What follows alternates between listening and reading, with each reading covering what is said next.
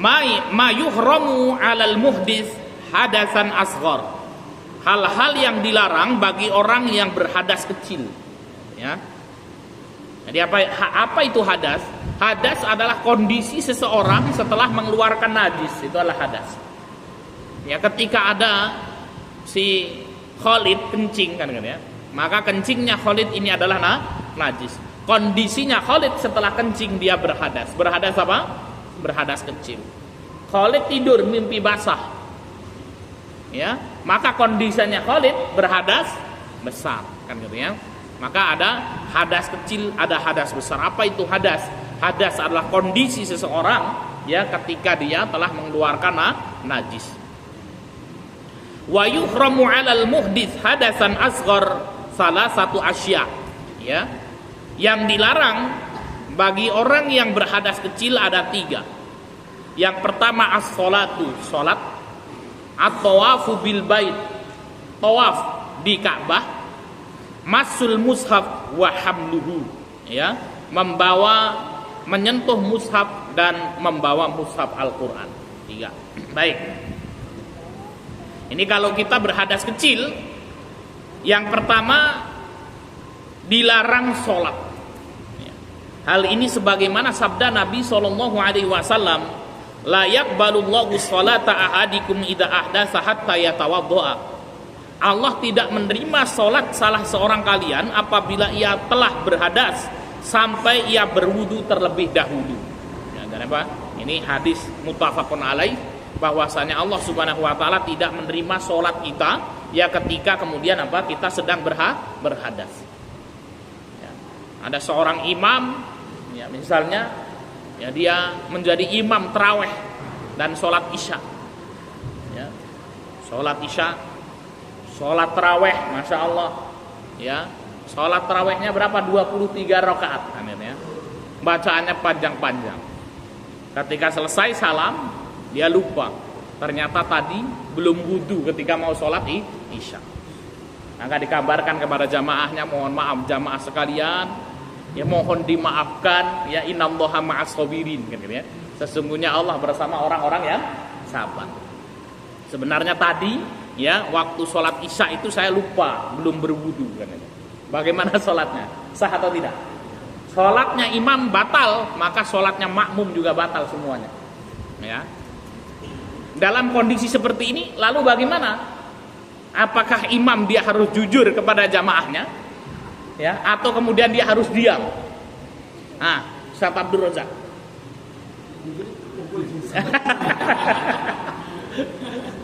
Apa yang harus dilakukan oleh imam itu? Ya. Apakah dia harus jujur atau harus diam? Ah, Ustaz Roy, gimana itu? Karena ini kan menyangkut masalah sholat. Sebenarnya kalau dia diam, seluruh jamaahnya sah itu. Ya, tapi dosanya ditanggung dia semua, kan gitu ya, dosanya ditanggung. Ya, kalau kemudian apa? Dia tidak jujur, dia yang dipentungin malaikat nanti kan itu. Ya, tapi kalau kemudian dia jujur, kan gitu ya, jamaah ini yang akan marah. Pak Yasir, ya kira-kira kalau Ustadz Yasir ini misalnya kan ya, dalam kondisi seperti apa yang dilakukan? Hah? Lebih takut sama manusia atau malaikat Pak Yasir? Ya maka kemudian apa? Ya dia harus menyampaikan. Maka jangan sampai lalai dalam hal ini ya. Pertanggungjawabannya besar seorang imam itu. Ya. Maka Allah Subhanahu wa taala tidak menerima salat salah seorang kalian apabila sampai ia berwudu. Ya. Tafadhal Ustaz Abdurrahman. Ya. Maka orang yang berhadas kecil tidak boleh melakukan salat. Hal yang dilarang bagi orang yang berhadas kecil yang kedua adalah tawaf di Ka'bah. Nah, ini tawaf di Ka'bah. Hukum tawaf di Ka'bah seperti hukum sholat dilarang, ya. Tawaf kecuali dalam kondisi suci. Hal ini sebagaimana sabda Nabi SAW, at-tawafu bil baiti sholatun illa annallaha. Nah, itu dibenarkan, ya. Illa annallaha, ya. Itu Allah. Masih banyak salah ya. Sekaligus kita mengoreksi. Ahalla fihil mantiqo. Tawaf mengelilingi Ka'bah adalah sholat hanya saja Allah memperbolehkan berbicara ketika melakukannya. Hadis yang diriwayatkan oleh Imam Ad-Darimi. Ya. Jadi kemudian apa? Tawaf di Ka'bah tidak boleh. Orang kentut, ya berhadas, kemudian apa? Dia tawaf di Ka'bah, maka tawafnya batal. Apa yang harus dia lakukan? Dia harus segera keluar, berwudu, ya, kemudian apa? Mengulangi tawafnya, ya, mengulangi tawafnya kembali. Hal yang dilarang bagi orang yang berhadas kecil yang ketiga adalah menyentuh dan membawa mushaf Quran. Hal ini sebagaimana firman Allah Subhanahu wa taala, la yamassuhu illal mutahharun. Tidak menyentuhnya kecuali orang-orang yang disucikan. Al-Waqiah ayat 79. Ya, dalam mazhab Syafi'iyah keras ya terkait hal ini, ya, bahwasanya orang yang berhadas kecil tidak boleh menyentuh mushaf. Ya, walaupun apa? Menyentuh sampulnya itu dilarang. Ya, menyentuh sampulnya dilarang. Menyentuh pinggirannya itu dilarang. Ataupun kemudian apa? Menyentuh dengan kayu. Ya.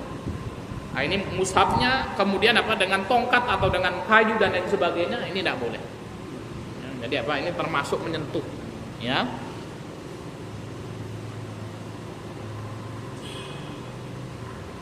Wa hamluhu, dan membawa mushaf. Ya. Dia berhadas kecil, kemudian apa? Dia membawa mushaf seperti ini. Nah, ini menyentuh, ya. Atau kemudian membawanya dalam apa? Dalam tas, ya, membawanya dalam tas. Nah, kemudian dibagi oleh mazhab Syafi'iyah. Kalau seseorang, ya, ini ada tas gitu. Ini isinya mushaf. Saya berhadas kecil, ya. Ini kan wahamlu, ini tidak boleh membawa seperti ini, haram hukumnya dalam mazhab Syafi'i. Namun kalau kemudian apa? Ya, membawa mushaf dan membawa pena, ya, dengan niat membawa mushaf dan membawa pena, ya, boleh atau tidak? Diperbolehkan. Ya, tapi dengan apa? Oh, ini tidak diperbolehkan. Membawa mushaf dan membawa pena tidak diperbolehkan. Yang diperbolehkan adalah dengan niat membawa pena saja. Itu baru kemudian apa? Paham ini ya? Jadi apa? Secara mutlak tidak boleh. Dalam mazhab Syafi'iyah, kemudian apa? Orang yang berhadas kecil membawa mushaf. Ya. Yang pertama membawa mushaf mujarrad. Membawa mushaf dan barang lain tidak boleh. Kalau niatnya membawa barang lain saja, maka itu diperbolehkan. Lalu bagaimana Ustaz kalau kemudian tahu masukkan mushafnya, kan gitu ya? Misalnya kok semuanya berhadas, ya sudah kita diem aja, ya, kita masukin, ya. Atau kemudian berniat untuk membawa tas saja, itu diperbolehkan. Misal, ya, Ustaz Abdul Razak berhadas, kan gitu ya, kecil kan. Saya juga berhadas nih, mushafnya tak masukin sini. Ustaz, tolong bawain tas saya. Bawa sama Ustaz Abdul Razak. Ustaz Abdul Razak gak nanya itu dalamnya apa, sudah dibawa saja, boleh hukumnya, ya. Nah, ketika kemudian Ustaz Abdul Razak membawa, saat itu di dalam isinya mushaf, gitu ya. Langsung kemudian berniat membawa mushaf, maka kemudian sudah ini nggak boleh, gitu ya. Nah, kecuali kemudian apa? Dalam kondisi darurat, ya, dalam kondisi darurat, ya, tidak ada yang membawakan mushaf tersebut, kan gitu ya. Sehingga kemudian apa? Kalau kemudian apa ditinggalkan, itu mushafnya bisa kemudian apa? Ya, terhinakan, terbuang dan lain sebagainya, maka dalam kondisi seperti ini diperbolehkan. Ya. Jangan kemudian apa lagi bawa mushaf, ya, habis itu kemudian kentut itu, nggak boleh bawa ini. Ya sudahlah, diletakin di jalan tinggal pulang. Itu nggak benar. Baik, ikhwanu fillah rahimahullah, ini ya larangan bagi orang yang berhadas kecil, yaitu menyentuh dan juga membawa mushaf. Itu ketat ya di dalam mazhab Syafi'iyah. Kalau mazhab Dzahiriyah, ya, kalau mazhab Dzahiri, ya, boleh secara mutlak, tidak mengapa. Kenapa? Karena la yamassuhu ilal mutahharun, tidak menyentuhnya kecuali orang-orang yang disucikan. di sini adalah apa? Mutahharun itu adalah para malaikat. Ya. Ada yang bawa mushaf nggak ini? Di HP ada yang bawa mushaf nggak? Silakan coba dibuka nih surat Al-Waqiah ayat 78-79. Nah, di sini ada mushaf nih. Oh, Ustaz Taufik. Dibuka Ustaz Taufik. Surat Al-Waqiah. Ayat 77 dari 77. Ya, artinya dibaca. Al-Waqiah ayat 77.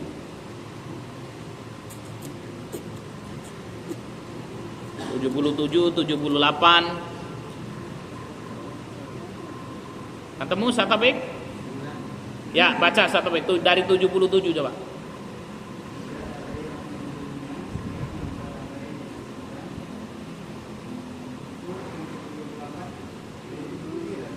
Hah?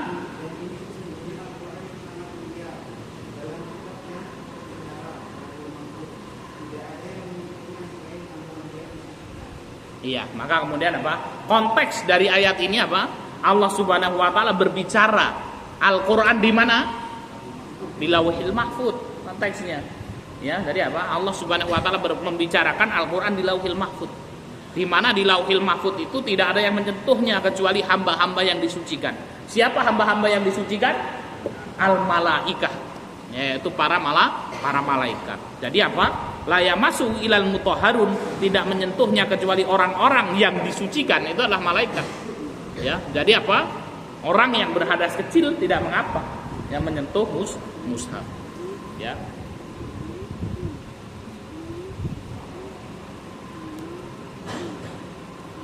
Baik, kita masuk ke al-ghusl, mandi.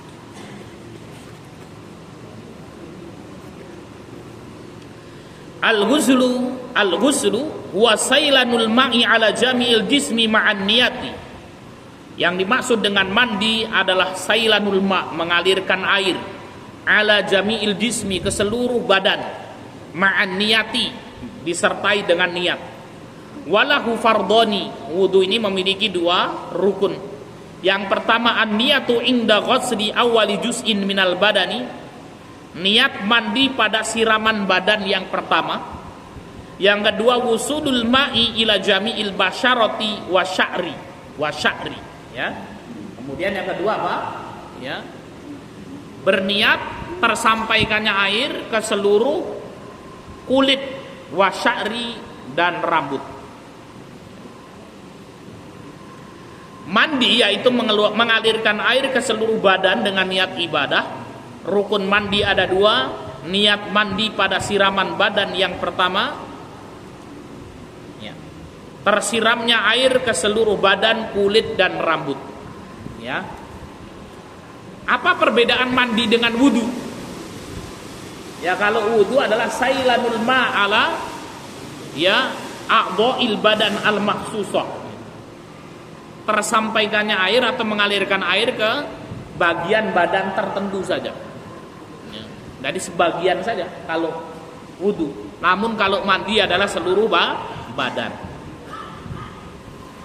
Penjelasan, mandi yaitu mengalirkan air ke seluruh badan dengan niat ibadah. Dalil disyariatkannya mandi adalah sabda Nabi SAW, hakun ala kulli muslimin, sudah seyogyanya bagi setiap muslim, ayaktasila, untuk mandi, fi kulli sab'ati ayyamin yauman, ya, untuk mandi setiap 7 hari sekali. Yaksilu fihi ra'sahu wa jasadahu, dia mencuci kepala dan badannya, ya. Hadis riwayat Muslim. Jadi mandi itu minimal berapa? Seminggu sekali, kan, ya. Tapi ini jangan dijadikan dalil di sini, ya. Baunya apa kan teman-teman, kan, gitu ya. Kenapa? Karena di daerah Arab sana, kan, gitu ya, walaupun kondisinya panas, keringatnya berbeda dengan keringat kita hari ini, ya. Apalagi di daerah-daerah dingin seperti kota Ma'rib. Dulu kita di Ma'rib itu kalau mandi ya sudah hari Jumat saja, hari Jumat aja mandi itu, ya. Kenapa? Kondisinya dingin. apalagi di Yaman Utara, kota Son'a, Yaman Utara, itu ya kadang-kadang mahasiswa itu kalau mandi sebulan sekali itu mandi. Nah, sebulan sekali. Kenapa? Karena dingin. Itu pun pakai sakhonah. Sakhonah itu adalah pemanas air. Ya, nah kita dulu kalau di Maghrib ya seminggu. Dan badannya biasa aja, nggak mandi nih. Ya, jadi badannya biasa. Jadi kalau kita mandi hari Jumat, oh ini Jumatan, pagi-pagi itu sudah pada mandi semua. Ya, antri kita sama orang Somalia. Ya, ini kawan-kawannya saya Usman itu banyak di Yaman kan gitu ya, mandi. Nah, itu mereka kalau mandi lama sekali, tungguin kan gitu ya, lama. Ya, sampai kadang-kadang kesel gitu. Ngapain sih lama-lama mandinya kan gitu? Toh juga nggak putih-putih kan gitu ya. Mandinya lama. Itu karena saking jengkelnya kita kan, nunggunya lama itu. Ada 1 jam mandi kan gitu ya, sudah. Ya, kita orang Indonesia cepet aja, biar ya, sudah selesai kan gitu ya. Nah, ini dalil mandi. Ya, sudah menjadi kewajiban bagi setiap muslim untuk mandi pada 1 hari, ya, dari setiap 7 hari. Pada hari itu dia basuh kepala dan tubuhnya. 2 rukun mandi. Yang pertama adalah niat mandi pada siraman yang pertama. Mandi dapat bernilai ibadah dan bukan ibadah. Mandi ibadah harus disertai dengan niat, sebagaimana sabda Nabi SAW, innamal a'malu binniyat. Amalan-amalan itu hanyalah bergantung pada niatnya. Ya, jadi mandi dibagi menjadi 2. Yang pertama mandi ibadah, ghuslul ibadah wa ghuslun nadhafah. Mandi ibadah dan mandi nadhafah. Ya, mandi ibadah dan mandi nadhafah. Ya, mandi ibadah itu adalah apa? Mandi yang disyariatkan, ada tata caranya, ada aturannya. Dan mandi ibadah ini dibagi menjadi 2. Yang pertama yang hukumnya wajib, dan yang kedua yang hukumnya sunnah. Ya. Nah, kalau yang hukumnya wajib contohnya apa? Mandi junub. Perempuan selesai haid maka dia wajib untuk mandi, ini mandi wajib. Ya. Kemudian apa? Habis mimpi basah itu mandi wajib. Yang sunnah mandi ketika hendak berangkat sholat Jumat, itu adalah mandi sunnah. Kalau mandi nadhafah biasa saja, tidak ada aturannya. Ya. Namun kalau mandi ibadah itu harus terpenuhi rukunnya. Ya, coba kalau kita lihat, masya Allah banyak sekali orang yang tidak tahu tentang mandi ibadah ini. Ya, pokoknya kalau habis junub, habis hubungan suami istri, mandi gitu aja. Ya. Tapi dia tidak tahu rukunnya apa, kan gitu ya. Yang penting keramas, kan gitu ya. Orang kan seperti itu taunya, mandi keramas, keteknya masih kering. Gitu. Nah, maka sah atau tidak itu? Tidak sah mandinya. Lah kalau mandinya tidak sah, sholat yang ia lakukan berarti apa? Tidak sah. Ya, maka ini wajib hukumnya untuk memahami ya terkait dengan apa? Mandi ini. Jadi apa? Mandi ibadah ada 2, mandi yang hukumnya wajib, kemudian mandi yang hukumnya sunnah. Adapun mandi yang hukumnya wajib, ini para santri yang dimuliakan Allah Subhanahu wa taala, harus terpenuhi 2 rukun. Ya, harus terpenuhi 2 rukun. Rukun yang pertama adalah apaan? Niat pada siraman pertama. Ya, niat pada siraman pertama. Kemudian yang kedua apa? Tersampaikannya air ke seluruh tubuh. Nah, kalau antum di rumah ada kolam renang, ya, dan air kolam tersebut adalah air yang tuhur, ya sudah, Ustaz Harun ini mimpi basah misalnya malam hari. Ya, maka kemudian apa? Dia berdiri di kolam renang, kemudian dia berniat, ya Allah, aku berniat mandi wajib. Ya, nyebur ke kolam renang itu. Ya, ketika nyebur pertama kali sambil niat, ya, atau kemudian sebelumnya dia niat, ya Allah, aku berniat mandi wajib. Nyemplung di kolam renang, nyilem dia. Apa itu bahasanya nyilem, Ustaz? Menyelam kan gitu ya. Dia menyelam. Ya, dia menyelam di kolam renang, kemudian nongol. Bagaimana? Sah atau tidak? Sah. Ya, kenapa? Seluruh tubuhnya sudah ya terkena air. Nah, Ustaz Harun ya junub Kemudian dia mandi, berniat ya Allah aku berniat mandi wajib. Wah sudah keramas 2 jam, ya, sabunan 3 jam. Namun kemudian apa ketiaknya tidak basah. Bagaimana, sah atau tidak? Tidak sah. Maka hati-hati ya, ketika kita belajar di Yaman dulu, para masyayikh kita itu yang mengingatkan, yaitu bagian lipatan-lipatan yang ada pada tubuh. Ya, terutama lipatan yang ada pada anus, yang bokong itu kan ya. Nah, ini biasanya awas, itu hati-hati. Jangan sampai kemudian tidak terkena air. Maka tata cara mandinya ya harus mengikuti ya tata cara mandinya Rasul Shallallahu Alaihi Wasallam, yang insya Allah nanti apa ya bisa mandi dengan sempurna. Kita lanjutkan dulu. Mandi ibadah harus disertai dengan niat, sebagaimana sabda Nabi Shallallahu Alaihi Wasallam, innamal a'malu binniyat. Amalan-amalan itu hanyalah bergantung pada niatnya. 3. Mandi yang bukan ibadah, misalnya mandi di pagi dan sore hari dengan niat membersihkan badan. Adapun contoh mandi ibadah adalah mandi junub untuk mengangkat hadas besar. Kalau mandi nadhofah ya sudah, kita habis main bola sore hari mandi, ya. Kita habis main ya sudah sore mandi. Mandinya mandi bebek, ceprang-ceprung gitu. Ya, telinganya nggak basah, rambutnya nggak dibasahin, boleh nggak itu? Kalau mandi nadhofah, boleh saja. Ya, walaupun seluruh anggota badannya itu tidak basah, tidak mengapa, namanya mandi nadhofah. Badannya aja dimandiin, kepalanya enggak, ya. Itu mandi nadhofah diperbolehkan. Tidak sah mandi ibadah tanpa diikuti dengan niat. Adapun cara berniat dalam mandi ibadah adalah sebagai berikut. Nah, kalau mandi ibadah harus diiringi dengan niat. Ya, bagaimana cara berniatnya? Berniat untuk mandi wajib atau junub. Nah, itu kan. Jadi niatnya adalah apa? Ya Allah, aku berniat mandi wajib. Ya Allah, aku berniat mandi junub. Kedua, berniat mandi untuk mengangkat hadas besar. Ya Allah, aku berniat mandi untuk mengangkat hadas besar. Yang ketiga, berniat mandi untuk melaksanakan sholat. Itu cara niat. Ya Allah, aku berniat untuk mandi wajib. Aku berniat untuk mandi mengangkat hadas besar. Aku berniat mandi untuk sholat. Itu mandi ibadah. 5.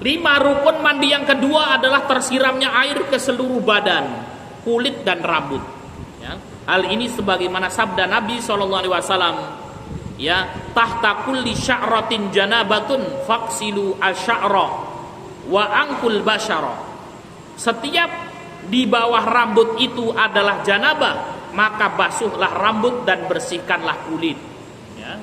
Lalu bagaimana ketika kemudian ada orang mandi, ya kukunya panjang-panjang nih, kemudian kotor, ya di sini ada kotoran, atau dia pakai kotek yang tidak tembus air. Mandinya sah atau tidak? Mandinya sah atau tidak? Tidak sah mandinya. Ya. Atau kemudian ada orang mandi, ya ada templeannya itu, ya gitu ya. Yang kemudian air tidak bisa tembus ke situ, maka mandinya tidak sah. Maka hati-hati betul. Kuku kita ini jangan sampai kuku kotor ya menghalangi masuknya air ke kulit kita. Wajib membersihkan segala sesuatu yang dapat menghalangi tersampainya air ke kulit, seperti make up yang tebal dan lain sebagainya. Make up, ya, itu make up itu ada 2. Ya ada make up tebal yang tidak tembus air, ya. Tapi kemudian ada make up Islami sekarang ya Ustaz ya. Ya, apa itu namanya Ustaz Kolbun? Make up Islami itu. Itu ada. Make up Islami yang kemudian kalau dia berwudu airnya meresap, gitu ya. Ada yang pakai menggunakan lilin, semacam lilin itu, ya, sehingga kemudian dia tidak tembus, ya maka ini tidak sah. Bahkan ada orang yang kemudian ketika nikah waktu datang waktu sholat dia tidak sholat. Kenapa? Karena nanti takut make upnya luntur, ya. Repot Pak Ustadz. Dan itu datang pertanyaan seperti itu. Pak Ustadz, bagaimana hukumnya Pak Ustadz? ketika kemudian apa di acara pernikahan, kemudian apa datang waktu sholat. Nah ini kan pakai make up Ustaz, ini repot kalau sholat kemudian. Ya, bagaimana? Kemudian apa boleh nggak meninggalkan sholat? Ya jelas tidak boleh. Ya, maka harus diubah itu make upnya itu. Maka kemudian ada make up Islami itu yang kemudian bahan-bahannya itu bisa ya air bisa meresap ke kulit. Ya. Wanita tidak wajib melepas ikatan rambutnya saat mandi junub jika air bisa meresap sampai ke pangkal rambut. Ya. Nah, ini bagaimana kalau ada seorang wanita kemudian apa gelungan, ya gelungan, atau kemudian di kelabang gitu ya, dia gelung di kelabang. Nah kalau air itu bisa meresap ke kulit kepala, maka tidak perlu dilepas, gelungnya itu tidak perlu dilepas. Namun kalau kemudian apa airnya tidak bisa meresap, maka kemudian wajib untuk dilepas. Hal ini bersandar pada hadis Ummu Salamah, diceritakan bahwa seorang wanita datang kepada Rasul, lalu ia berkata, "Wahai Rasulullah, sesungguhnya saya mengikat rambut saya, apakah harus dibuka jika mandi janabat?" Beliau bersabda, "Cukup basuhlah air ke rambut sebanyak 3 kali, kemudian kamu membasuh air ke seluruh tubuhmu. Dengan begitu kamu sudah suci." Kalau air bisa meresap. Dan wajib melepas ikatan rambutnya saat mandi junub jika air tidak bisa meresap sampai ke pangkal rambut. Ya, hal ini sebagaimana sabda Nabi SAW ya kepada baginda, kepada ibunda Aisyah, "Inqadi sya'raki waqtasili," lepaslah ikatan rambutmu dan mandilah. Hadis Ibnu Majah. Jadi ikhwanu fillah rahimakumullah, rukun mandi ada 2. Yang pertama niat pada siraman pertama, dan yang kedua tersiramnya air ke seluruh tubuh.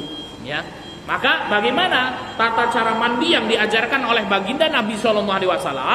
Ya disebutkan di dalam hadis yang sahih. Ya Rasul SAW ketika hendak mandi, maka kemudian apa? Beliau ya pertama kali adalah mencuci kemaluannya terlebih dahulu. Jadi apa ketika mandi janabah dicuci kemaluannya. Cebok ya depan belakang. Cebok depan belakang, dicuci kemaluannya. Nah ini sehingga kemudian apa? Kalau kita menggunakan teknik seperti ini, ya maka yang pertama membasuh kedua tangan dulu. Ya kedua telapak tangan dibasuh 3 kali. 1, 2, 3, 1, 2, 3. Kemudian apa cebok, ya. Kemudian cebok, ya dibasuh, ya 3 kali. Ya pokoknya sampai bersih. Ya kemaluan depan, kemaluan belakang sudah dibasuh. Sudah bersih nih. Ya, maka kemudian apa? Kemaluan depannya, kemaluan belakangnya, sela-sela yang ada di anusnya itu pun juga otomatis sudah kena air. Ya, dia sudah terkena air. Nah, maka kemudian apa? Setelah itu berwudu. Ya, dia berwudu. Ya, dia berwudu seperti wudu ketika hendak sholat. Ada riwayat yang mengatakan kakinya tidak usah, ya, kecuali kaki yang tidak dibasuh. Tapi ya sudahlah, ngapain disisa-sisain kakinya? Wudu aja seperti itu, ya seperti hendak sholat dengan wudu sempurna. Kemudian setelah itu apa? Menyiram, ya sebelah kanan 3 kali. Ya, nah ini niat boleh ketika di sini atau ketika membasuh tangan tadi kemudian niat sudah, ya. Tapi kalau kita pingin enak ya sudah ketika membasuh tangan kita sudah niatkan untuk mandi itu. Ya, membasuh tangan, mandi, kemudian cebok itu sudah rangkaian mandi kita. Kemudian apa berwudu, ya berwudu, tapi itu adalah wudu mandi yang kita niatkan untuk mandi. Kemudian siram sebelah kanan 3 kali, sebelah kiri 3 kali, seluruh tubuh 3 kali sambil menyiang-niangi ya bagian yang tersembunyi ketek, ya. Maka kalau kita wudu itu tadi, kita cebok lipatan-lipatan di bawah aman. Kita wudu, nah lipatan-lipatan di telinga aman. Ya, kemudian sebelah kanan, sebelah kiri, seluruh tubuh keramas kan gitu ya, sambil apa? Menyiangi bagian yang tersembunyi. Ya, sudah semuanya, kemudian kita siram lagi. Ya, seluruhnya. Setelah itu ditutup dengan wudu lagi. Nah, wudunya ini bisa sekaligus kita niatkan wudu untuk sholat. Di wudu yang terakhir itu sudah wudu untuk sholat, wudu lagi sudah selesai ketika itu. Nah, ini adalah wudu yang diajarkan oleh Rasul Shallallahu Alaihi Wasallam. Ya, maka kemudian akan terhindar dari hal-hal yang ketinggalan, yang gak kebasuh dan lain sebagainya. Namun boleh juga Ustaz, ya minimal dia kalau sudah niat untuk mandi, ya tersampaikan air ke seluruh tubuh boleh. Ribet Pak Ustaz kayak gitu, niat untuk mandi, masuk ke dalam drum nyilem gitu, keluar. Bagaimana? Boleh atau enggak? Sudah sah itu. Kalau tersampaikan air ke seluruh tubuh. Baik, Fanufidin rahimahullah, ini rukun mandi. Yang pertama niat pada siraman pertama, yang kedua tersiramnya air ke seluruh tubuh. Ya, kita cukupkan ya kajian kita, insyaallah kita lanjutkan di pertemuan yang akan datang. Demikian yang bisa kita sampaikan, mudah-mudahan bermanfaat. Kita tutup kajian kita dengan membaca lafaz hamdalah dan doa kafaratul majlis. Alhamdulillahirabbil alamin. Subhanakallahumma wa bihamdika asyhadu an la ilaha illa anta astaghfiruka wa atubu ilaik. Wal akhir wassalamu alaikum warahmatullahi wabarakatuh.